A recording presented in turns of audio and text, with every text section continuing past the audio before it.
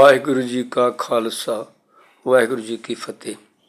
ਕਿਤ ਕਿਤ ਬਿਦ ਜਗ ਉਪਜੈ ਪੁਰਖਾ, ਕਿਤ ਕਿਤ ਦੁਖ ਬਿਨ ਸਜਾਈ। ਹੋਮੇ ਵਿੱਚ ਜਗ ਉਪਜੈ ਪੁਰਖਾ, ਨਾਮ ਵਿਸਰੈ ਦੁਖ ਪਾਈ। ਗੁਰਮੁਖ ਹੋਵੈ ਸੋ ਗਿਆਨ ਤਤ ਵਿਚਾਰੈ, ਹੋਮੇ ਸ਼ਬਦ ਜਲਾਏ। ਤਨ ਮਨ ਨਿਰਮਲ ਨਿਰਮਲ ਬਾਣੀ, ਸਾਚੈ ਰਹਿ ਸਮਾਏ। ਨਾਮੇ ਨਾਮ ਰਹਿ ਬੈਰਾਗੀ, ਸਾਚ ਰਖਿਆ ਉਰ ਤਾਰੇ। ਨਾਨਕ ਬਿਨ ਨਾਵੈ ਜੋਗ ਕਦੇ ਨ ਹੋਵੈ, ਦੇਖੋ ਹਿਰਦੈ ਵਿਚਾਰੇ। ਗੁਰਮੁਖ ਸਾਚ ਸ਼ਬਦ ਵਿਚਾਰੈ ਕੋਏ, ਗੁਰਮੁਖ ਸਚ ਬਾਣੀ ਪ੍ਰਗਟ ਹੋਏ। ਗੁਰਮੁਖ ਮਨ ਪੀਜੈ ਵਿਰਲਾ ਬੂਝੈ ਕੋਏ, ਗੁਰਮੁਖ ਨਿਜ ਘਰ ਵਾਸਾ ਹੋਏ। ਗੁਰਮੁਖ ਜੋਗੀ ਜੁਗਤ ਪਛਾਨੈ, ਗੁਰਮੁਖ ਨਾਨਕ ਏਕੋ ਜਾਨੈ।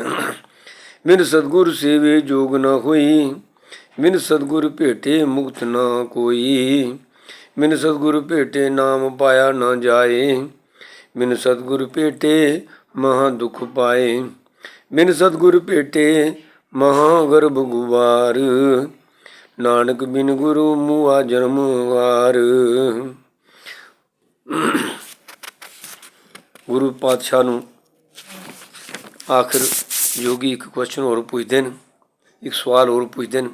ਕਿਤ ਕਿਤ ਬਿਦ ਜਗ ਉਪਜੈ ਪੁਰਖਾ, ਕਿਤ ਕਿਤ ਦੁਖ ਬਿਨ ਸਜਾਈ। ਹੇ ਪੁਰਖਾ, ਹੇ ਗੁਰੂ ਨਾਨਕ, ਕਿਤ ਕਿਤ ਬਿਦ ਕਿਹੜੀ ਕਿਹੜੀ ਵਿਧੀ ਨਾਲ, ਯਾਨੀ ਕੀ ਵਜ੍ਹਾ ਹੈ ਜਗ ਉਪਜੈ ਪੁਰਖਾ। ਪੁਰਖਾ ਇਹ ਜਗ ਕਿਉਂ ਪੈਦਾ ਹੁੰਦਾ ਹੈ, ਇਹ ਜਗ ਦੀ ਰਚਨਾ ਅੱਗੇ ਅੱਗੇ ਕਿਉਂ ਚੱਲਦੀ ਹੈ। ਕਿਤ ਕਿਤ ਦੁੱਖ ਬਿਨ ਸਜਾਈ, ਕਿਹੜੇ ਕਿਹੜੇ ਦੁੱਖ ਕਰਕੇ ਇਹ ਜਗ ਬਿਨਸਦਾ। ਅਤੇ ਗੁਰੂ ਪਾਤਸ਼ਾਹ ਦਾ ਉੱਤਰ ਹੈ, ਹੋਮੇ ਵਿੱਚ ਜਗ ਉਪਜੈ ਪੁਰਖਾ। ਵੀ ਹੋਮੇ ਵਿੱਚ ਪਿਆ ਹੋਇਆ ਜਗ ਉਪਜਦਾ ਰਹਿੰਦਾ ਹੈ, ਕਿਉਂਕਿ ਹੋਮੇ ਦੇ ਕਾਰਨ ਅਸਲ 'ਚ ਹੋਮੇ ਕੀ ਆ। ਅਸੀਂ ਕਈ ਦਫਾ ਹੰਕਾਰ ਅਤੇ ਹੋਮੇ ਨੂੰ ਇੱਕੋ ਚੀਜ਼ ਸਮਝ ਲੈਂਦੇ ਹਾਂ। ਅਹੰਕਾਰ ਔਰ ਹੋਮੇ 'ਚ ਫਰਕ ਹੈ। ਹੋਮੇ ਦੀਰਘ ਰੋਗ ਹੈ, ਹੰਕਾਰ ਉਸ ਦੀਰਘ ਰੋਗ ਦਾ ਇੱਕ ਅੰਸ਼ ਹੈ। ਹੋਮੇ ਹੈ ਪਰਮਾਤਮਾ ਨੂੰ ਇੱਕ ਆਪਣੀ ਵੱਖਰੀ ਹੋਂਦ ਕਾਇਮ ਕਰ ਲੈਣੀ, ਇੱਕ ਆਪਣੀ ਵੱਖਰੀ ਹਸਤੀ ਬਣਾ ਕੇ ਸੰਸਾਰ ਵਿੱਚ ਤੁਰ ਪੈਣਾ। ਐਸੀ ਜੀਵਨ ਜੁਗਤੀ ਜੀਉਣਾ ਸ਼ੁਰੂ ਕਰ ਦੇਣਾ ਜਿਹਦੇ ਵਿੱਚ ਆਪਣੀ ਇੱਕ ਵੱਖਰੀ ਹਸਤੀ ਕਾਇਮ ਹੋ ਜਾਏ ਔਰ ਪਰਮਾਤਮਾ ਦਾ ਕੋਈ ਅਹਿਸਾਸ ਹੀ ਨਾ ਹੋਵੇ। ਉਹ ਨਾ ਆਪਣੇ ਵਿੱਚ ਦਿਸੇ ਅਤੇ ਨਾ ਆਪਣਾ ਆਪਾ ਉਹਦੇ ਵਿੱਚ ਦਿਸੇ। ਐਸੀ ਜਿਹੜੀ ਅਗਿਆਨਤਾ ਵਾਲੀ ਅਵਸਥਾ ਹੈ ਜਿਹਦੇ 'ਚ ਇੱਕ ਆਪਣੀ ਵੱਖਰੀ ਮੈਂ, ਇੱਕ ਆਪਣੀ ਵੱਖਰੀ ਹੋਂਦ ਟਿੱਕੀ ਰਹਿੰਦੀ ਹੈ, ਇਹ ਹੈ ਹੋਮ ਹੈ। ਇਸ ਹੋਮੇ ਦੇ ਵਿੱਚ ਹੀ ਫਿਰ ਬੰਦਾ ਮੈਂ ਹੂੰ ਕਰਦਾ ਰਹਿੰਦਾ ਔਰ ਇਸ ਹੋਮੇ ਦੇ ਕਾਰਨ ਹੀ ਫਿਰ ਬੰਦੇ ਵਿੱਚ ਹੰਕਾਰ ਪੈਦਾ ਹੁੰਦਾ। ਹੋਮੇ ਦੀ ਇੱਕੋ ਹੀ ਕਿਸਮ ਹੈ। ਇਹ ਪਰਮਾਤਮਾ ਤੋਂ ਵਿਛੜਾ ਹੋਇਆ ਜੀਵ ਜਿਹੜਾ ਪਰਮਾਤਮਾ ਤੋਂ ਵੱਖਰੀ ਇੱਕ ਆਪਣੀ ਵੱਖਰੀ ਹੋਂਦ ਬਣਾ ਲੈਂਦਾ, ਇਹ ਨਹੀਂ ਸਮਝਦਾ ਕਿ ਉਹ ਪਰਮਾਤਮਾ ਦੇ ਵਿੱਚ ਵਸਦਾ ਹੈ ਅਤੇ ਪਰਮਾਤਮਾ ਉਹਦੇ ਵਿੱਚ ਵਸਦਾ ਹੈ। ਜਿਵੇਂ ਜਲ ਵਿੱਚ ਮੱਛੀ ਵਸਦੀ ਹੈ, ਤੈਰਦੀ ਹੈ, ਪਰ ਉਹ ਜਲ ਮੱਛਲੀ ਦੇ ਅੰਦਰ ਵੀ ਹੈ ਅਤੇ ਮੱਛਲੀ ਦੇ ਬਾਹਰ ਵੀ ਹੈ। ਇਸ ਤਰ੍ਹਾਂ ਉਹ ਨਿਰੰਕਾਰ ਪ੍ਰਭੂ ਸਾਡੇ ਅੰਦਰ ਵੀ ਹੈ ਅਤੇ ਸਾਡੇ ਬਾਹਰ ਵੀ ਹਰ ਪਾਸੇ ਵਿਆਪਕ ਹੈ।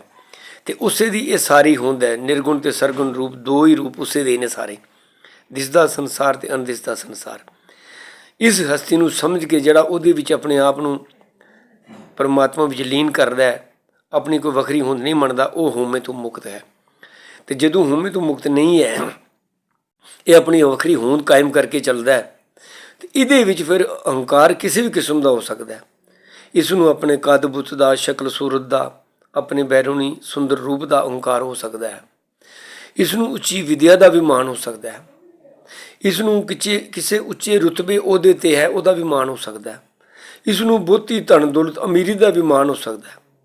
ਇਸ ਨੂੰ ਆਪਣੀ ਮੰਨੀ ਜਾਂਦੀ, ਅਖੌਤੀ ਮੰਨੀ ਜਾਂਦੀ ਉੱਚੀ ਸੁੱਚੀ ਜ਼ਾਤ ਦਾ, ਕੁਟੁੰਬ ਦਾ ਮਾਣ ਹੋ ਸਕਦਾ ਹੈ।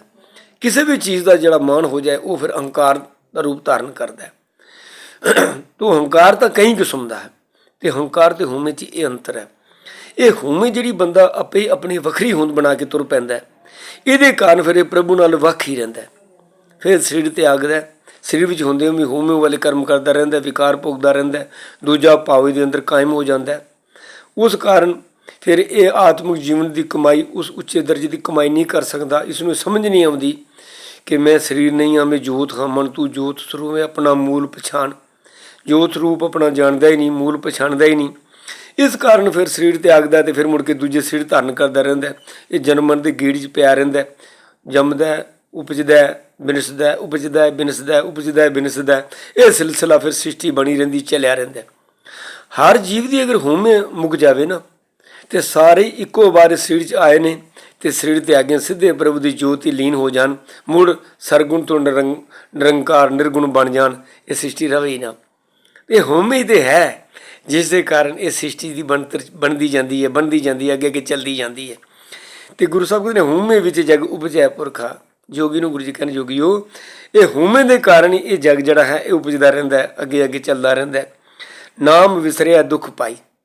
ਜੇ ਇਸ ਹੋਮੇ ਦੇ ਕਾਰਨ ਹੀ ਫਿਰ ਨਾਮ ਭੁੱਲ ਜਾਂਦਾ ਹੈ, ਪ੍ਰਭੂ ਨਾਮ ਭੁੱਲਣ ਦੇ ਕਾਰਨ ਰੱਬ ਨਾਲੋਂ ਵਿਛੋੜੇ ਵਾਲੀ ਅਵਸਥਾ ਜਿਹੜੀ ਹੈ ਉਹਦੇ ਕਾਰਨ ਫਿਰ ਇਹ ਦੁੱਖ ਪਾਉਂਦਾ ਹੈ। ਕਿਉਂਕਿ ਜਿਹੜੇ ਪਦਾਰਥ ਇਹਦੇ ਲਈ ਸੁੱਖਾਂ ਦੇ ਸਾਧਨ ਬਣਾਏ ਗਏ ਪਰਮਾਤਮਾ ਨੇ, ਜਿਨ੍ਹਾਂ ਚੀਜ਼ਾਂ ਨੇ ਇਸ ਨੂੰ ਸੁੱਖ ਦੇਣਾ ਸੀ, ਉਹਨਾਂ ਚੀਜ਼ਾਂ ਦੀ ਹੀ ਇਸ ਨੂੰ ਬਹੁਤਾਤ ਦੀ ਜਿਹੜੀ ਇਹਦੇ ਅੰਦਰ ਇੱਕ ਤੀਬਰ ਇੱਛਾ ਜਾਗ ਪੈਂਦੀ ਹੈ, ਤ੍ਰਿਸ਼ਨਾ ਜਾਗ ਪੈਂਦੀ ਹੈ, ਉਸੇ ਦੇ ਕਾਰਨ ਇਹ ਦੁਖੀ ਰਹਿੰਦਾ, ਕਦੇ ਰਜਦਾ ਹੀ ਨਹੀਂ, ਤ੍ਰਿਪਤ ਨਹੀਂ ਹੁੰਦਾ। ਤੇ ਫਿਰ ਨਾਮ ਭੁੱਲਿਆ, ਨਾਮ ਵਿਸਰਿਆ ਦੁੱਖ ਪਾਈ। ਨਾਮ ਵਿਸਾਰਨ ਨਾਲ ਹੀ ਦੁੱਖ ਪ੍ਰਾਪਤ ਕਰਦਾ। ਗੁਰਮੁਖ ਹੋਵੈ ਸੋ ਗਿਆਨ ਤਤ ਵਿਚਾਰੈ। ਜੇ ਕੋਈ ਗੁਰੂ ਵਾਲੇ ਪਾਸੇ ਮੁੱਕ ਕਰਕੇ ਤੁਰੇ, ਆਪਣੇ ਮਨ ਦੀ ਛੱਡ ਦੇਵੇ, ਗੁਰੂ ਦੀ ਗੱਲ ਮੰਨ ਕੇ ਤੁਰੇ, ਗੁਰਮੁਖ ਹੋਵੈ ਸੋ ਗਿਆਨ ਤਤ ਵਿਚਾਰੈ। ਫਿਰ ਤਤ ਗਿਆਨ ਦੀ ਵਿਚਾਰ ਕਰਦਾ, ਸੱਚੇ ਗਿਆਨ ਦੀ ਵਿਚਾਰ ਕਰਦਾ ਕਿ ਸੱਚਾਈ ਕੀ ਹੈ। ਕੂੜ ਨਾਲੋਂ ਫਿਰ ਨਾਤਾ ਟੁੱਟਦਾ ਤੇ ਸੱਚ ਨਾਲ ਨਾਤਾ ਜੁੜਦਾ। ਹੂੰ ਸ਼ਬਦ ਜਲਾਏ। ਫਿਰ ਇਹ ਸ਼ਬਦ ਦੇ ਰਾਹੀਂ, ਇੱਥੇ ਸ਼ਬਦ ਦੇ ਦੱਦੇ ਨੂੰ ਸਿਆਰੀਏ, ਭਾਵ ਸ਼ਬਦ ਦੇ ਰਾਹੀਂ ਗੁਰੂ ਦੇ ਸ਼ਬਦ ਦੀ ਕਮਾਈ ਕਰਕੇ ਹੂਮੇ ਜਲਾਏ, ਹੂਮੇ ਨੂੰ ਜਲਾ ਲੈਂਦਾ। ਹੂਮੇ ਸ਼ਬਦ ਜਲਾਏ, ਸ਼ਬਦ ਦੇ ਜ਼ਰੀਏ ਫਿਰ ਆਪਣੇ ਹੂਮੇ ਨੂੰ ਸਾੜ ਦਿੰਦਾ। ਉਹ ਵੱਖਰੀ ਹਸਤੀ ਖਤਮ ਹੋ ਜਾਂਦੀ ਹੈ, ਆਪਣਾ ਆਪਾ ਮਿਟ ਜਾਂਦਾ, ਸਮਝ ਆ ਜਾਂਦੀ ਹੈ ਕਿ ਮੇਰਾ ਮੁਝ ਮੇ ਕਿਛ ਨਹੀਂ, ਜੋ ਕੁਛ ਹੈ ਸੋ ਤੇਰਾ, ਤੇਰਾ ਤੂੰ ਕੋ ਸੋਮਤੇ ਕਹਿ ਲਾਗੇ ਮੇਰਾ। जब लग मेरी मेरी करे तब लग काज एक नहीं सरै, जब मेरी मेरी मिट जाए तब प्रभ काज सवारे आए। तू तू करता तू हुआ मुझ में रखा ना हूँ, जब आपा पर का मिट गया जत देखूँ तत तू। ये हूँ मिटेगी तो तू ही दी तू नहीं चलेगी, सारे पासे वही दिसेगा। तन मन निर्मल निर्मल बानी। फिर शरीर अते मन अंतरों ते बाहरों बंदा निर्मल पवित्र हो जाता है। ना शरीर कोई मंद कर्म करता है ना मन कोई मन सोचता है। तन मन निर्मल निर्मल बानी। फिर बोली भी निर्मल जाती है। फिर कुरुख बोली नहीं बोलता, रुखी बोली नहीं बोलता, विषयी बोली नहीं बोलता, सच है रह समाए। क्योंकि वो सच्चे में समा जाता। हुण कूड़ की पाल टुट गई है कि कूड़ा टुटा, पाल जी सी ना वो टुर गई, क्योंकि रबी रजा भी तुर पिया, गुरु के शब्द अनुसार रबी रजा भी तुर पिया। तो हुण इसकी कूड़ की कंध टुट गई तो सच भी समा गया। नामे नाम रह बैरागी। फिर उस रबी नाम भी जुड़ने कारण सच्चा बैरागी बनता है। उसनों घर बार छड्डने की लोड़ नहीं है। एकांती असल च कौन है? बंदा विराग विच कला एकांत विच कौन है? सो एकांती जिस हृदा थाए, जिसका हिरदा टिकाने ते आ गया, हिरदा भटकने मुक गई, जिस दी मोह माया ਲਈ विकारां ਲਈ विषय विकारां ਲਈ फुरने मुक गए, वो एकांती है। सारे संसार 'ਚ वसदा होया, संसार की पीड़ 'ਚ वसदा होया भी एकांती है। कि ਉਹਦਾ जीवन संसारियों वर्गा नहीं, संसार भी विचरदा है पर संसार तो न्यारा है। ऐसा साडे गुरु साहब ने कहा सी, जब लग खालसा रहा न्यारा तब लग तेन दी होमे सारा। न्यारे कोई उल्टे पुल्टे काम करके, जोशीले काम करके, कोई तलवारों वाह के न्यारे नहीं बनना है। आत्मिक जीवन करके, सरीरक जीवन करके न्यारे बनना सी। ये न्यारा जीवन असी जीवना सी। संसार की भीड़ विच रहिंदे हां, संसार वर्गे असी विषय विकारी न होइए, संसार वर्गा साडा कोई दा जीवन ना होवे, होमे भरिया जीवन ना होवे।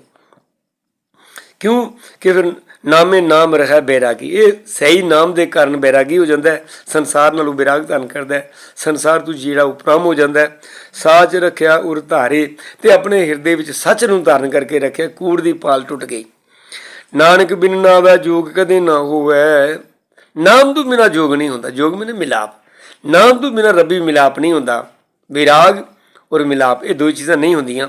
देखो हृदय विचारे। हो सकते जोगियो तुसीं अपने हृदय विचार करके देख लो कि नाम तो बिना किसी ने गत प्राप्त नहीं की, उच्च आत्म अवस्था प्राप्त नहीं की, कूड़ तो खलासी नहीं हुई, होमे तो खलासी नहीं हुई, आवागमन नहीं कटिया गया नाम तो बिना। ਗੁਰਮੁਖ ਸਾਚ ਸ਼ਬਦ ਵਿਚਾਰੈ ਕੋਈ। ਕੋਈ ਵਿਰਲਾ ਫਿਰ ਗੁਰਮੁਖ ਹੋ ਕੇ ਸੱਚੇ ਸ਼ਬਦ ਦੀ ਵਿਚਾਰ ਕਰਦਾ ਹੈ। ਗੁਰਮੁਖ ਸੱਚ ਬਾਣੀ ਪ੍ਰਗਟ ਹੋਏ। ਫਿਰ ਗੁਰਮੁਖ ਹੋਵੇ ਤਾਂ ਉਹਦੇ ਅੰਦਰੋਂ ਸੱਚੀ ਬਾਣੀ ਭਾਵ ਰੱਬੀ ਜਿਹੜੀ ਆਤਮਿਕ ਰੋਹ ਹੈ ਉਹ ਪ੍ਰਗਟ ਹੋ ਜਾਂਦੀ ਹੈ। ਸਭ ਮੇਂ ਜੋਤ ਹੈ ਸੋਏ ਗੁਰ ਸਾਖੀ ਜੋਤ ਪ੍ਰਗਟ ਹੋਏ। ਗੁਰੂ ਦੀ ਸਿੱਖਿਆ ਨਾਲ ਫਿਰ ਉਹ ਜੋਤ ਅੰਦਰੋਂ ਪ੍ਰਗਟ ਹੋ ਜਾਂਦੀ ਹੈ। ਗੁਰਮੁਖ ਮਨ ਭੀਜੈ ਵਿਰਲਾ ਬੂਝੈ ਕੋਈ। ਫਿਰ ਮਨ ਨਾਮ ਵਿੱਚ ਭਿੱਜ ਕੇ ਤ੍ਰਿਪਤ ਹੋ ਜਾਂਦਾ ਹੈ। ਵਿਰਲਾ ਬੂਝੈ ਕੋਈ, ਪਰ ਐਸੀ ਅਵਸਥਾ ਨੂੰ ਕੋਈ ਵਿਰਲਾ ਹੀ ਸਮਝਦਾ ਹੈ। ਵਿਰਲੇ ਨਾ ਹੀ ਕਣੇ ਫੈਲ ਫਕੜ ਸੰਸਾਰ। ਗੁਰਮੁਖ ਨਿਜ ਘਰ ਵਾਸਾ ਹੋਏ। ਗੁਰਮੁਖ ਦਾ ਆਪਣੇ ਨਿਜ ਘਰ ਭਾਵ ਨਿਰੰਕਾਰ ਰੂਪੀ ਘਰ ਵਿੱਚ ਇਸੇ ਸ੍ਰਿਸ਼ਟੀ ਵਸਦਾ ਹੋਇਆ ਵੀ ਇਹ ਜਗ ਸੱਚਾ ਕੀ ਹੈ ਕੋਠੜੀ ਸੱਚੇ ਘਰ ਵਿੱਚ ਵਸ। ਉਹ ਸੱਚੇ ਦੀ ਕੋਠੜੀ ਭਾਵ ਸੱਚੇ ਵਿੱਚ ਲੀਨਤਾ ਹੋ ਜਾਂਦੀ ਹੈ। ਦੇਖਣ 'ਚ ਸਰੀਰ ਸੰਸਾਰ 'ਚ ਵਸਦਾ ਹੈ, ਪਰ ਮਨ ਆਤਮਕ ਕਰਕੇ ਬੇਗਮਪੁਰਾ ਸ਼ਹਿਰ ਕੋ ਨੌ ਵਾਲੀ ਅਵਸਥਾ ਮੰਨਦਾ। ਉਹ ਉਹਦਾ ਜੀਵਨ ਹੀ ਨਿਆਰਾ ਹੁੰਦਾ ਹੈ। ਗੁਰਮੁਖ ਨਿਜ ਘਰ ਵਾਸਾ ਹੋਏ। ਗੁਰਮੁਖ ਜੋਗੀ ਜੁਗਤ ਪਛਾਣੈ। ਇਹ ਹੈ ਅਸਲੀ ਜੋਗੀ।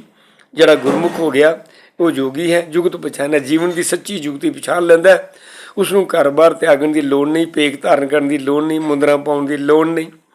ਗੁਰਮੁਖ ਨਾਨਕ ਏਕੋ ਜਾਣੈ। ਕਿਉਂਕਿ ਗੁਰਮੁਖ ਹੈ ਨਾਨਕ ਉਸ ਇੱਕ ਪਰਮਾਤਮਾ ਨੂੰ ਜਾਣ ਲੈਂਦਾ ਹੈ।